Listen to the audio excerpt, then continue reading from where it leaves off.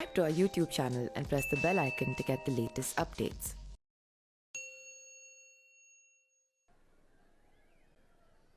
हमारे साथ मंच पर आपके सबसे प्रिय नेता और यहां के मुख्यमंत्री आदरणीय के चंद्रशेखर राव जी, मंच पर उपस्थित दिल्ली के मुख्यमंत्री अरविंद केजरीवाल जी, पंजाब के मुख्यमंत्री श्री भगवत मान जी, सीपीआई के जनरल सेक्रेटरी आदरणीय डी राजा जी और मंच पर उपस्थित सभी बीआरएस पार्टी के सभी वरिष्ठ नेता, यहां पर इस सभा में उपस्थित बीआरएस पार्टी के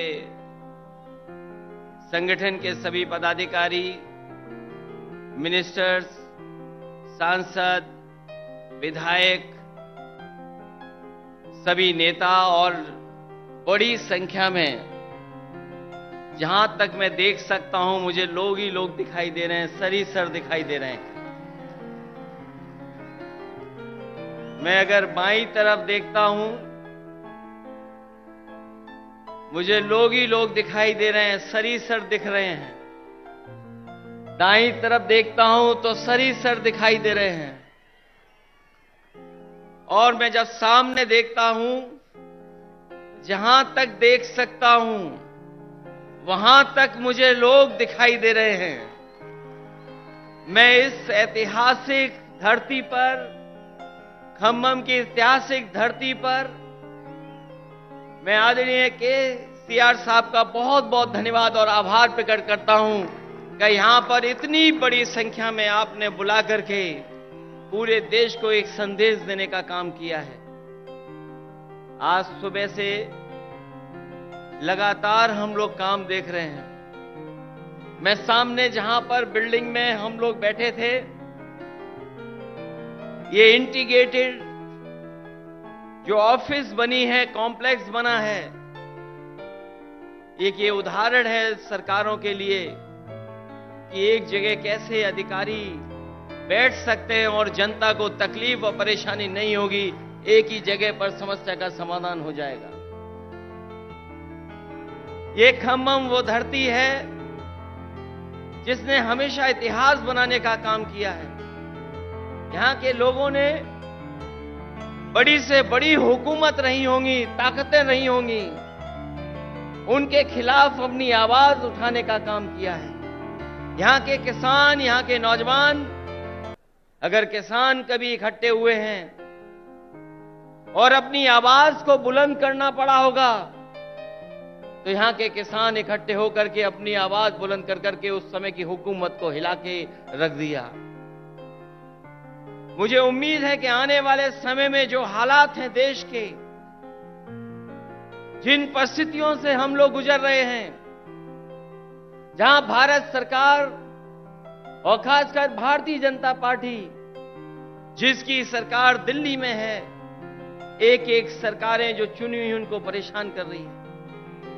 चाहे वो आपकी सरकार हो और चाहे आपके बीआरएस की पार्टी की सरकार हो, जो सहयोग और जो मदद और जो लोकतंत्र में सम्मान मिलना चाहिए वो सरकार सम्मान नहीं दे पा रही। समय समय पर रुकावट कैसे पैदा हो, नेताओं को कैसे परेशान किया जाए, उनके खिलाफ क्या साजिश की जाए, उनके विपक्ष के लोग जो उनके सामने खड़े होकर के सवाल पूछते हैं, उनको किस षड्यंत्र से उनको दबाया जाए, उनकी छवि कैसे खराब की जाए, ये भारतीय जनता पार्टी की सोची समझी सी रणनीति के तहत काम कर रहे हैं। जो संस्थाएं हमें न्याय देना चाहती हैं, जहां से हम न्याय के लिए पुकार सकते हैं, उन संस्थाओं को भी दबाव बनाने का काम अगर कोई कर रहा है तो भारतीय जनता पार्टी कर रही है। अभी कल ही भारतीय जनता पार्टी की मीटिंग खत्म हुई है और उन्होंने कहा कि 400 दिन बाकी हैं।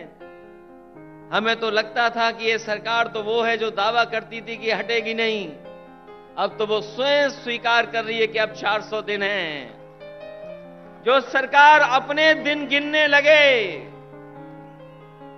जो सरकार अपने दिन बताने लगे, समझ लो ये 400 दिन बाद सरकार रुकने वाली नहीं है। अब तो 399 दिन बचे हैं। और जैसा कि भारतीय जनता पार्टी का समय समय पर जो बुनियादी मुद्दे हैं कि महंगाई कैसे कम हो, बेरोजगारी कैसे कम हो, हमारे लोग जो भारत छोड़ करके चले जा रहे हैं, कुछ लोग तो अपनी खुशहाली के लिए जा रहे हैं, लेकिन बड़ी संख्या में लाखों लोग ऐसे हैं जो धन दौलत उनके पास है, वो इस देश में रहना नहीं चाहते क्योंकि ये सरकार उनको रहना नहीं देना चाहती। इनके पास बुनियादी ठोस मुद्दे जो किसान की जरूरत के वो नहीं पूरे कर रहे हैं। आपको सबको याद होगा, यही बीजेपी के लोगों ने कहा कि हम किसानों की आय 2022 तक दोगुनी कर देंगे, किसान की आमदनी दुगनी हो जाएगी। हालांकि 2023 शुरू हो गया है, लेकिन मुझे तो ये लगता है किसान की तकलीफ और परेशानी को देख करके इन भारतीय जनता पार्टी के लोगों का 2022 अभी खत्म नहीं होगा, इनका 22 खत्म नहीं होगा। 23 आ गया, 24 आ जाएगा, लेकिन भारतीय जनता पार्टी ने जो वादा किया था कि 22 तक हम किसानों की आय दोगुनी कर देंगे, वो अभी दोगुनी नहीं हुई है। हमारा किसान तकलीफ और परेशानी में है, उसको वादा तो कर रहे हैं, लेकिन जो बुनियादी उसे मदद मिलनी चाहिए वो मदद नहीं मिल पा रही। ये हमारा जो नौजवान दिखाई दे रहा है, ये नौकरी और रोजगार की तलाश में अपना भविष्य चौपट कर रहा है। ये सरकार कोई ठोस कदम नहीं उठा पा रही। आपका प्रदेश में तो सरकार है जहां मुख्यमंत्री काम कर रहे हैं, लेकिन हम तो अपने प्रदेश में देखते हैं जहां पर बड़े पैमाने पर बेरोजगारी है। जैसे ही चुनाव आ गया है, इन्होंने तय कर लिया है कि जगह जगह इन्वेस्टमेंट मीट करेंगे और इन्वेस्टमेंट मीट के बहाने लोगों को धोखा देंगे। ये प्रचार के माध्यम से धोखा देना चाहते हैं। वैसे तो समय समय पर देश के लोग और देश के जो नेता होते हैं वो G20 की अध्यक्षता कर रहे हैं, लेकिन इस बार इन्हें मौका मिला है अध्यक्षता करने का। मुझे लगता है कि केवल चुनाव के लिए ही प्रचार करेंगे, उसमें कोई ठोस कदम नहीं उठाएंगे। इसलिए आज जब हम इतनी बड़ी संख्या में लोगों के सामने इकट्ठे हुए हैं, जहां मुझे लोग ही लोग दिखाई दे रहे हैं, उनके सामने मैं कह सकता हूं कि अगर तेलंगाना में सफाया हो रहा है बीजेपी का, तो उत्तर प्रदेश भी पीछे नहीं रहेगा। आप अपने प्रदेश से हटाइए, यूपी से हम लोग मिलकर के उनको हटाने का काम करेंगे।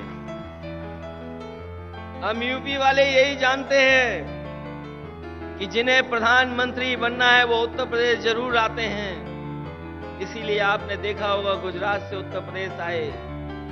अगर गुजरात से प्रधानमंत्री बन सकते होते तो शायद गुजरात वो नहीं छोड़ते, लेकिन उत्तर प्रदेश के साथ जो धोखा हुआ है उसकी आप कल्पना नहीं कर सकते। मां गंगा हमारी पूजा का, हमारी आस्था का, हमारी संस्कृति की स्थान है। एक पानी का जहाज चला करके, विलासता का जहाज चला करके न जाने क्या सपने दिखा रही है सरकार। और जिस मां गंगा को साफ हो जाना चाहिए था, मां गंगा वैसी की वैसी है, नदी साफ नहीं है, नदी को साफ नहीं कर पाए। मुझे खुशी है इस बात की कि जब मैं मुख्यमंत्री था उस समय आपके मुख्यमंत्री जी ने एक फैसला लिया था कि यहां पर किसानों के खेत तक और घरों में पानी पीने का कैसे इंतजाम किया जाए। वो जो इंटीग्रेटेड इरिगेशन सिस्टम का आपने शुरुआत की, मैं आपको बधाई देता हूं और जनता को भी बधाई देता हूं, उनका धन्यवाद देता हूं कि आपके प्रदेश से शुरू हुई योजना, जहां पर खेत को पानी, घर में पानी का इंतजाम किया, वही तो भारत सरकार नकल कर रही है। जो आज भारत सरकार नकल कर रही है वो कहीं ना कहीं आपकी देन है। जिस सरकार ने एक उदाहरण पेश किया हो, और न केवल इरिगेशन में और भी क्षेत्रों में, मैं ऐसे सरकार के लोगों को बधाई देता हूं और खासकर मुख्यमंत्री जी को बधाई देता हूं। जहां इतना विकास हो रहा हो, वहीं भारतीय जनता पार्टी के लोग देश को पीछे ले जाना चाहते हैं। उनके मुद्दे, उनके फैसले हमें और आपको पीछे ले जा रहे हैं। इसलिए आज जरूरत है प्रोग्रेसिव नेताओं की, प्रोग्रेसिव सरकारों की। और मुझे उम्मीद है कि जिस तरीके से भारतीय जनता पार्टी ने देश को पीछे कर दिया है हर चीज में, हम सब मिलकर के जो मंच पर बैठे हैं और प्रदेशों में भी हैं, जो साथ मिलकर के काम करेंगे तो देश को एक नई सरकार भी और नए तरह का एक प्रोग्रेसिव एजेंडा देकर के देश को आगे ले जाने का काम करेंगे। मैं एक बार फिर बधाई देता हूं कि आपने जितना प्रचार करना चाहिए था, आपने भगवान विष्णु, उनके अवतार भगवान नरसिम्हा जी का जो मंदिर का निर्माण कराया, मैं आपको बधाई देता हूं। आपने काम ज्यादा किया, प्रचार कम किया, लेकिन कुछ लोग तो ऐसे हैं जो काम कम प्रचार ज्यादा करते हैं।